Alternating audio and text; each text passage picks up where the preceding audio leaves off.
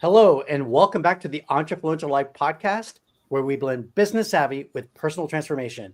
I'm your host, John Tanner, and today's topic is one that sits right at the intersection of mission and money. How to build wealth as a purpose-driven business entrepreneur or business owner. Because when your goal to be a blessing to others, your wealth building multiplies exponentially. And of course, I'm joined by my amazing co-hosts, our narratives expert, Sebastian Tanner, my son, and our numbers expert, Stephanie Blain from Starlight Bookkeeping. Hello, Stephanie. Hello, Sebastian. Hey, everyone. I am super excited for today's episode. We are talking about purpose and profit today, and those are two things that absolutely belong together in business. That's right. Hello, guys. I'm excited to be back for another episode. If you guys have ever felt awkward charging for something you love doing or wrestled with that guilt around making too much, this episode will definitely hit home. That's the perfect setup, Stephanie and Sebastian, because there's a myth floating around that you have to choose between making money and making a difference. But the truth is, wealth amplifies purpose. When your finances are healthy, then your mission gets louder. And stick around till the end because we've got a powerful free tool for you called the Purpose to Profit Wealth Tracker. It'll help you align your income with your impact. Let's jump right in. Stephanie, let's start with the elephant in the room. Why do so many purpose-driven entrepreneurs have a complicated relationship with money? Yeah, I think it's because they equate goodness with sacrifice. And I see it all the time in the bookkeeping. There are founders who are doing such meaningful work, but they feel guilty earning more than they quote unquote need. Mm-hmm. So they underprice, they overgive, and they kind of end up overpaid. But profit is not greed. Profit is fuel. It's what you make to let you reinvest, hire, give, and then essentially grow. Mm-hmm. Amen to that. Sebastian, what's the mindset behind this resistance of making money? Like, why do people feel guilty about making money? Well, you shouldn't. You definitely shouldn't. It's usually rooted in old stories somewhere along the line that we heard money corrupts, nice people finish last, or I shouldn't want more. So we internalize this false choice between purpose and prosperity. But money doesn't make you greedy. It magnifies who you already are. If you're generous now, then more money just gives you a bigger reach to bless others. And in turn, if you're already greedy right now, then you're going to want to take advantage of even more people. Yeah, that's true. I think that's so relevant. I think that I've heard the phrase, money is the root of all evil. It's not true. I don't think that's true. No. But there is a Bible verse that says you cannot serve both God and mammon, and mammon was like the demon god of money. So like, yeah, you can't serve both masters, right? Because you're going to be loyal to one and then resentful of the other one. So that's the meaning behind that. You can't make money your god. That's you wrong. can't. But money you can't is not serve money. It's a tool. Yeah, it's a tool, exactly, and it enhances what you can do. It amplifies who you are, it amplifies what you can do, not who you are. Who you are is at the root of your psyche, your persona, your spirit. Okay, I'm going off on a tangent. Reminds me of. All right, so purpose without profit, I believe, will lead to burnout, because when you have a mission, you are able to stay focused on your business, right? And it fuels you to do better. So like if you have the intention, like let me share mine, for example. You've heard of the 80-20 rule? Mm-hmm. Yeah. Pareto principle? Okay. So my goal in Christianity, we have this rule that we have to give 10%. That's what God says. Give 10% to the Lord and you keep the other 90%, right? That's called your tithe. Tithe means 10%. So we have a rule to give our first 10% to the church so that they can share the gospel, right? And then the other 90%, you could do whatever you want. Now there's something called offerings, which is what you give in addition to the 10%. So if you follow the 80-20 rule, you could give 20% and keep 80%. My goal personally is to flip it and to get to a point where I can live on 20% comfortably and give 80% of my income away for charity. And not just to the church, but to other organizations. Like there's companies that dig wells in Africa for people who need clean water, things like that. Okay. So when I say purpose without profit leads to burnout, is because if you don't have something that's driving you inside of your heart, then yes, you can burn out. It could be a problem. Profit without purpose leads to emptiness, and you need to open up your heart in order to fuel yourself to go further, in my opinion. The real sweet spot is when your money multiplies your mission. So I want to be a mission-driven entrepreneur, a purpose-driven entrepreneur. And I think that a lot of other people feel that way internally as well. I believe that, especially if you look at Maslow's hierarchy of needs, when you get to the top of the triangle, it's called legacy building, right? This is where you want to do good for others so that they can benefit going forward. All right, let's get tactical here. Stephanie, how can business owners align their revenue model with their purpose-driven mission? So you have to design for both impact and income. So you can start by asking a few questions. Number one, are my offers priced for sustainability or for insecurity? Number two, is my pricing based on value or fear? And number three, do I have a diversified income mix? So that could mean your core service, some recurring retainers, maybe a scalable digital product. Together, they create stability so that you can serve without scarcity. Mm-hmm. And finally, you have to set up your systems for cash flow management and tax efficiency. It is not a sexy thing, but it's sanity. It's necessary. That needs to be done. Yeah, I like the diversified income mix because if one dries up, you're not going to be crushed. If you only have one income source and it goes away, you're in trouble. But if you have a diversified income mix, you have column A, column B, column C, column D, column E, you're going to be good to go if one goes away. So I think it's important to have that mix. What, Sebastian? There's certain businesses that are seasonal. You're going to hit that slow season, but by having the diversified mix, just because one avenue of your income is slow, you still are surviving on the other side. So you don't have to go penny pinching when the slow season dries up for one of those streams. Mm-hmm. Mm-hmm. Yeah. And that's where recurring revenue is so valuable. And that's why businesses that have recurring revenue sell for more. They have a higher X value when they exit. It's worth a lot more. It's like I have a job coming up at some point for a high-end nail salon that is bringing in $30,000 a month just on repeat customers that are already contracted with them. They have $30,000 for, you can come in anytime if you do a normal cut, do the trim the ends. If you want to highlight, that's going to be extra. Anything that's additional, that's not just like, it's like a car wash. I can get a monthly membership, kind of like what you had before in Town Center. You can go down the street to Gate. And you can go and do a normal wash. That's just a normal wash, soap and rinse, or you can get the hot wax and shine and all this extra stuff for extra money. But the graphene wash. Yeah, it's so valuable to have that money coming in every single month, every week. Yeah, you don't just drive in and put the $10 in and then you just go through. No, they set up the recurring revenue. They're like, we'll give you a discount if you sign up for the monthly. And that way they get you, and whether you show up or not, you're signed up for the monthly recurring revenue for them, which is great for their books. And I love how they use 3-tier pricing distribution, which is revenue management. They have basically the silver, the gold, and the diamond packages, right? And so they range from like $10 to $20 to $30. So they can meet people who are at the higher echelons of society, the low end, and then the people in the middle, the blue collar workers. Fantastic. Sebastian, this is cool. When your systems are solid, your mission is able to breathe because you've got all of these things that are in place, like you and Stephanie just shared. What's the narrative shift that founders need to make here? We're talking about integrity here.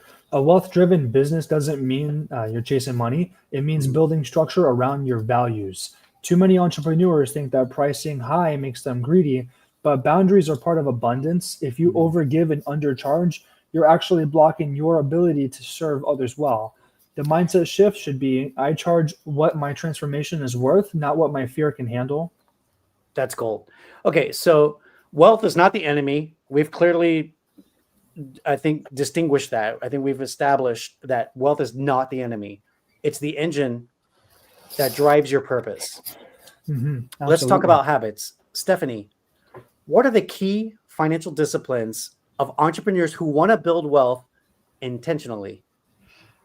So purpose-driven founders, they need clarity and consistency. So what that starts with is, number one is the weekly or bi-weekly money dates. We've talked about this a million times, but I'll say it again. Yes, keep beating the drum. Yeah, exactly. So your books, your receipts, your account balances, all those things, make yourself a money date. Number two is the separation of accounts. Keep your business and personal separate. Don't mix them. It's a nightmare. Number three is profit allocation. So every dollar that comes in should be earmarked for savings, taxes, giving, and personal development. Of course, you can kind of pick and choose how you divide those up, but you have to earmark them. And then tracking meaningful KPIs. So looking beyond your revenue, focus on net profit, owner's pay, and margins. And again, that one can get pretty specific depending on the business. Find those KPIs that are important for you and your company. But the thing is that wealth isn't built in a single sale. It's built in systems that compound over time. That's the main takeaway. I love that, Stephanie. And it's so important for entrepreneurs, especially when they're just getting started, to understand how important systems are, right? You don't fail because of the day-to-day processes that are going on in your business. You fail when you don't understand what's the cause behind the day-to-day that's taking place. Yeah, and exactly. When you have systems in place, then you can start manipulating things to have more control in your business.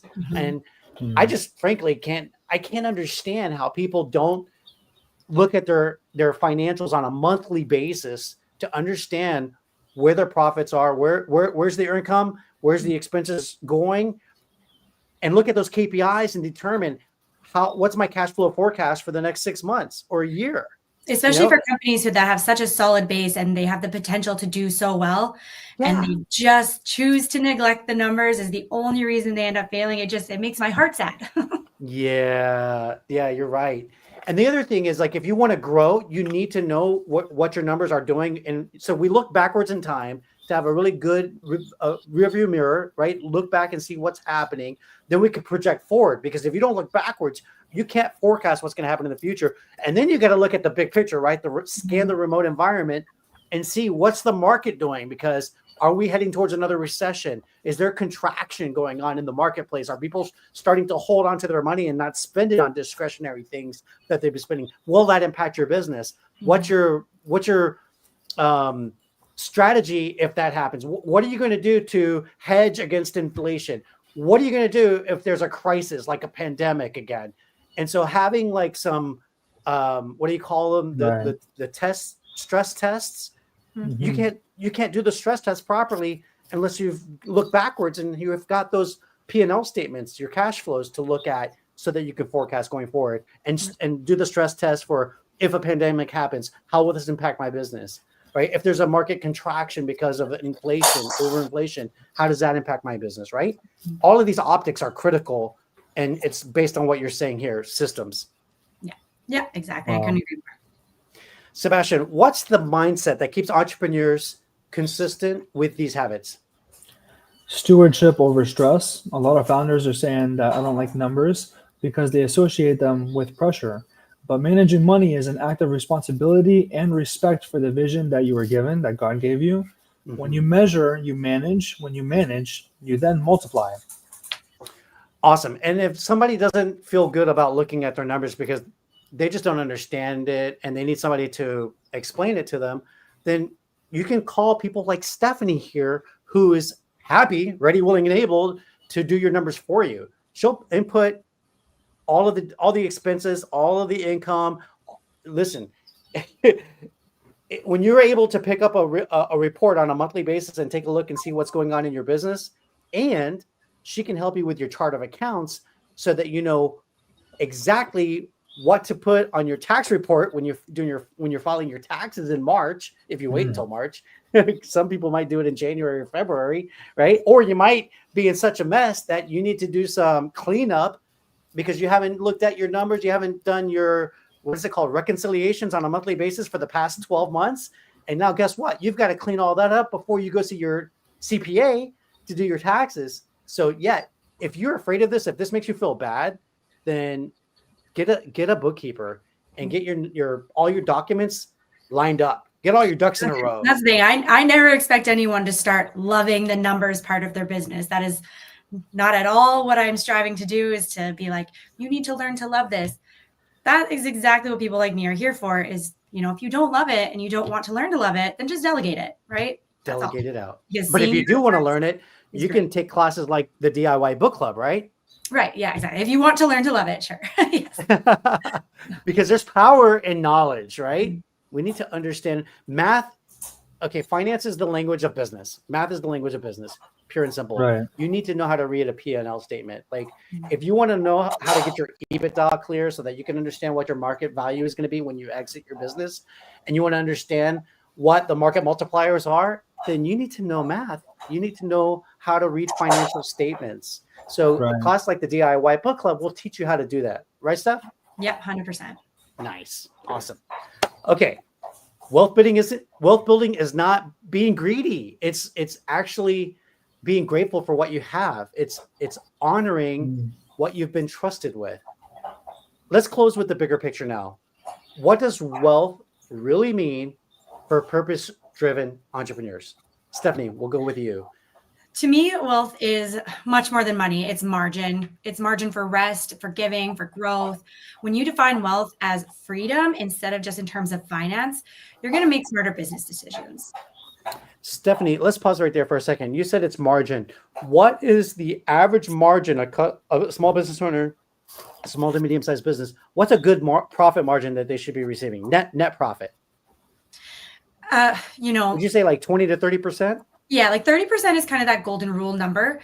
Yeah. Again, different industries vary on this. So, I mean, I don't want to get too in the weeds with it, but 30% is generally that number that comes up when we talk about a healthy margin.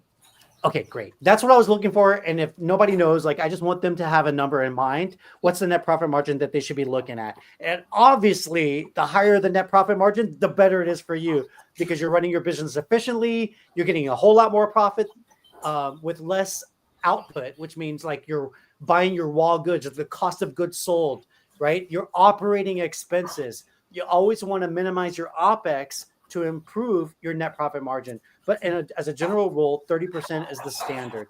30% and above is your target.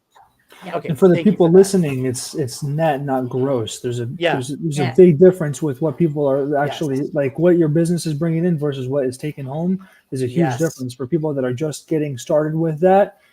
You have to understand net and gross really before you even listening to this part, because it's a big difference. Yeah. So we call it cash flow, right? Yep. Cash flow, C-flow, and C-flow. I'm going to tell you, C-flow. I want to tell you something about C-flow green. I want to tell you, like, I have this goal of buying a boat, right? Okay, let me just show it to you. Okay, I got it over here. So this is my yacht that I'm going to have in the French Riviera one day, so I can spend my summers there. And it has 3 cabins, which is super cool because that way I don't have to be alone. I can have other people with me. Okay, and I'm going to call it Cash Floats. Cash Floats. Oh my goodness. It does. It does float. That's awesome. FLOWT. Cash Floats. All right, let's see if it comes into fruition. I'm trying to manifest this. I've been working on it for a long time, so I think I'm getting close. We'll get there. We'll get there one day. Okay. Oh man! All right, I can already see myself shucking raw oysters on the boat. Oh, look at you!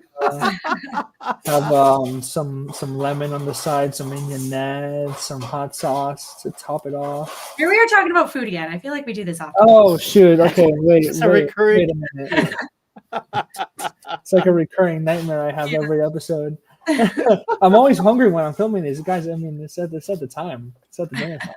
That's what it is. Oh my gosh. I feel guilty because I had garbage junk food today. I had chicken tenders, French fries, and a damn fried chimichanga. Oh, and you know what? It wow. wasn't even great. Okay, like it didn't even taste that great. Why did I eat this junk? It's ridiculous. I should have had That was salad. the evil trinity of the diet for today. It's Fat Sebastian, right? It's like Fat John over here. Don't listen to him because he will tempt you, and he did, and he succeeded. So now tomorrow you're gonna have to go even harder to not having that kind of stuff. You're 100% right. I'm gonna have to listen to Angel John, good John, Skinny John. What did you call him? Muscle? You said ripped Sebastian. Rip Sebastian and Fat Sebastian. Stephanie, are you still seeing these things too? Pardon me? Are you still seeing these little devils and angels? Oh yeah, too? of course. It's stuck with me now forever. Now she's food. Yeah, I mean, once I get to talking, I can make any food sound great. It's terrible. Now it's a voice in your head. It's just not your voice; it's mine. And it's you and every viewer. But I mean, just so you guys know, I mean, oysters is low calorie, so oysters are good. Yeah. Well, oysters are protein, aren't they? Yeah. What about with the cocktail sauce? I don't care what they are; they're amazing. Yeah, they are. It's like having cocktail sauce, horseradish. Yeah, like shrimp and cocktail. Oh my god, shrimp cocktail. That's so low calorie, high protein. It's amazing. It's amazing. 120 calories for 18 grams of protein for for a thing of shrimp cocktail, and it's just the best thing. I mean, I can have that all day long. And this is why we need wealth, so we can buy shrimp and oysters on the back of my yacht. Shrimp and oysters. We need a whole separate podcast where we just talk about food. It's gonna become that's gonna be our whole next series. Yeah. All right. I think it's time that we get back. I can crunch numbers. She can crunch the business numbers. I can crunch the food numbers, and now we're really going. This, and the motivation is the more money you make, the more food you can buy. Oh God, no! It's, the quality food. Don't go to Taco Bell. You're definitely not going to Taco Bell. Taco Hell. Oh God. All right, we're gonna go ahead and wrap it up. I think we're going down a rabbit hole here. Yeah. We're not gonna get out because we're gonna be too stuffed. Oh my God. Yeah. And now with Christmas coming up, yeah, we're in trouble. Too many Christmas cookies. We got Halloween on Friday. That's right. Halloween's on Friday. Yeah. Yep. Are you getting dressed up, by the way? We'll see. I don't know. I mean, at this rate, I can just dress up as a chef because I talk about food so much. I think you should be the Pillsbury Doughboy. I'll be Ratatouille. Oh yeah. I can fill that shit out. Ratatouille's great. I love Ratatouille. Stephanie, have you seen Ratatouille? A long time ago, yeah. I love that movie. That's funny. I don't know if I'll dress up. We'll see. I'm definitely going for candy. So you're going for candy? I mean, I'm going there in the dividend. You're gonna go trick or treat with your dog, with Belle. Belle will be dressing up this year. What are you gonna dress her as? I don't know. I bought her a cowgirl outfit, and actually, I mean, we're going so far astray here. Cowboy. I got her a cowgirl. Oh, that's cute. It's pink for girl, but she started using it as a toy, and she ripped off like it's all coming apart now. Oh wow. So, anyways, we'll see what she's gonna be. I don't know yet. She's being a naughty girl. Right now, she's a bad girl. What kind of dog is she? She's an Australian Shepherd. She's a mini Aussie. Yep, mini Aussie. Mm-hmm. Cute. Yeah. Stephanie, do you have any pets? I do not. Okay, no. I'm with you. I'm done not with a big pets. Pet person. I am not doing pets again. Wow, I've got a dog, a cat. I love pets. Except for maybe horses. I would love to own some horses at some point. Yeah, I want to go horseback riding. Yeah. I'm planning to go soon. I want a dude ranch. Far. Well, I say I want a dude ranch, but I actually want a Tuscan villa with an equestrian barn in the back. Not the typical Texas dude ranch. Okay. All right. Let's wrap up. Your freedom, your faith, your family, your future is all empowered by your personal wealth. And your business is what powers your personal wealth. if you start with the end in mind, just like Stephen Covey said in the 7 Habits of Highly Effective People, then your end goal starts with what you want to give to your family, to charity when you die. Start with that picture. Write it down. How much do you want to give away? How much do you want to live on when you retire? You need to know what we call the trust corpus is that will fund your lifestyle. So if you want $200,000 a year, well, and you expect to make, 10% of interest on your money, well, then you better have $2 million. Put it into some kind of account that's going to pay you 10%. Okay. So you start with your end in mind. How much do you want to pay yourself? And then what do you want to do with the trust corpus afterwards? So like I said, $200,000 a year, you need $2 million at 10%. You put that $2 million into your assets. It pays you every year. You live off of that. And then when you're done, you have your trust and you have your will as the backup to delegate who gets what. Your kids get this, your church gets that, so on and so forth. So when you begin with that end picture in mind, now you can reverse engineer, how much do I need to sell my business for in order to make $2 million to fund my retirement and my estate planning?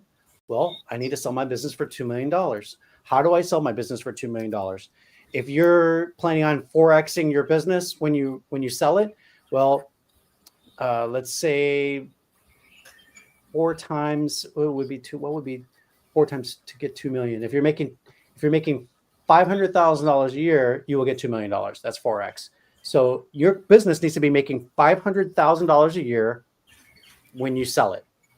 If you can get Forex in the marketplace, which means you have to keep an eye on the marketplace and see what businesses like yours are selling for before you get ready to sell it. So if that's your target, $500,000 a year, how are you going to build your business up? You need to reverse engineer that part. How can you get it up to $500K a year? Know your numbers. Look at how you can multiply your business. If you use acquisition entrepreneurship, which is my favorite way to grow your business rather than just start from scratch, go look and see what other businesses that you can purchase and wrap up into your company. That's the fastest way to grow. And you walk into day one with profit when you purchase each additional business to add to your company, and you mitigate risk, because when you start from scratch, you're taking a risk that it may or may not work. And a lot of times they don't work out. And plus you have the ramp up period, which takes a year to 2 years to even 3 if we're talking about hotels from scratch. So avoid all that. Buy a business that's already in existence. The owner needs to exit for whatever reason, and you walk in to profit from day one. So all of that to say, that's what fuels your freedom, your faith, your family, your future, all of your estate planning needs. That's wealth built on purpose, and it gives you peace, not pressure. So to our listeners, I want you to take a moment to answer 3 questions. Number 1, what does wealth mean to you? I hope you don't see wealth as being something that only greedy people go after. I want you to see it as a tool to accomplish great things for you, your family, and for others. Number 2, who benefits when you prosper? Are you only seeking to prosper for yourself, or are you looking to prosper to help other people out? When your intentions are to help others out, then things will fall into place to help you out as well, and a whole lot faster. And number 3, how can your income become an instrument for positive impact? All right. If this episode helped you to reframe your relationship with money, I am so glad that you were here and you're able to listen to it. Please share it with any fellow entrepreneur who's building with purpose and profit in mind. If they don't have that clarity in mind, maybe this will help tip the scale over in their favor. And don't forget to download today's free lead magnet, the Purpose to Profit Wealth Tracker. It's going to help you connect your values to your financial goals and track your progress along the way. Very useful. Stephanie, did you just start to say free meat? Free lead magnet? Meat? I don't know what's going on in my mouth. Stephanie, were you about to say free filet mignon? Maybe I'm hungry. Too much food talk. Get the free lead magnet. Yes, there you go. Thank you, Stephanie. And where do they get that free lead magnet? You guys can find these in the show notes, right? Yep. Always in the show notes. Same as always in the show notes. As always. Yeah. All right, Sebastian. Next week, we're going to be unpacking episode 8, Red Flags in the Financials. Are you ready for investors? I don't think you guys want to miss that. And one thing I do want to leave with you guys is a quote, it's actually from Albus Dumbledore from Harry Potter, but I want to rephrase it. So he says the tongue in this quote, but I believe money can be applicable in this situation, especially with what we've shared today. Cool. Money is our most powerful form of magic in this world. It is like a double-edged sword. It's both powered to inflict damage and remedy it. Just like we talked about greed versus someone that's being a good steward. You can either be generous with it or greedy with it. You can inflict damage on others and scam them and rob them, highway robbery, or you can do good business, and you can do good business with people that's going to multiply, and you can give back to others. Wow. That's great, Sebastian. I'm just blown away by that one. That was awesome. Stephanie, are you a Harry Potter fan? I love Harry Potter so much. I actually just rewatched all of them not too long ago. Oh, that's awesome. No way. Yeah, like within the last month. I love. Oh my goodness. Yeah, wow. I got the Golden Snitch and the Deathly Hallows. I love. It's time. Was that the Golden Snitch? It was, yeah. Oh, when did you get that? I never saw that, Sebastian. I got it a while. It's been a couple of years now. Oh, okay. Oh, that's awesome. Yeah. And the Deathly Hallows? Yeah. Oh, wow. I love it. That's neat, Sebastian. Sebastian actually went with my dad to see was it the Miami Symphony? It was in Miami? Yeah, it was in Miami. It was some symphony for I think it was the Miami Symphony. They played the movie, and then the symphony performed the music live. Oh yeah, that's so neat. Yeah, I've been to one of those actually, a Star Wars one. Oh, no. Did you? Oh, okay. That's awesome too, man. Wow. Yeah, same thing. It's so neat. You can barely even tell. Like, you wouldn't even know there's that good if you didn't. No, it's like the soundtrack. Like they're just doing the soundtrack of the movie, and the movie itself is already so loud. So it's such awesome. An amazing it's experience. Amplified. I want to do it again, man. It's been over 10 years since we've done that. I was supposed to go, but I went to France, and so my dad took Sebastian. Sebastian, that was amazing. Was it 2016, 2017?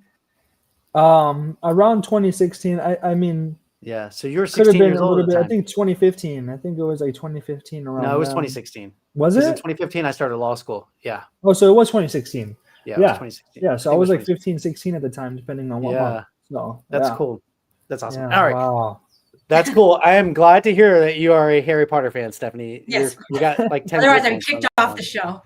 That's right. Yeah. Somehow we don't have to do that now. Yeah, good. I'm glad. I was going to call you a crazy muggle, but you're good. Yeah. Filthy mudblood. Yeah. We're good. We're good. Don't worry. That's awesome. Oh my God. All right, my friends. Thank you so much for being here and for adding value to our audience, guys. I love you both. You're so fantastic. This has been such a joy doing this season with you both. I'm so sad that we're coming up on our last episode next week, number 8. Oh, wow. Or 94, I think, of the TEL show. But we are going to get together and we're going to talk about our next season, which I have some topics in mind that are going to be helpful to veterans who are transitioning into entrepreneurship. So I'd love to powwow with you guys soon. We can get into that later on, okay? Yeah, we'll have to hop on a call like this. Yeah. We'll have to private. We can't share it with you guys. Yeah, not yet. You'll have to see that in the next season. That's right. To be continued. Stay tuned. Stay tuned. All right, my friends. Until next week, we'll be back and keep leading, keep growing, and keep living the Entrefluential life. Bye for now.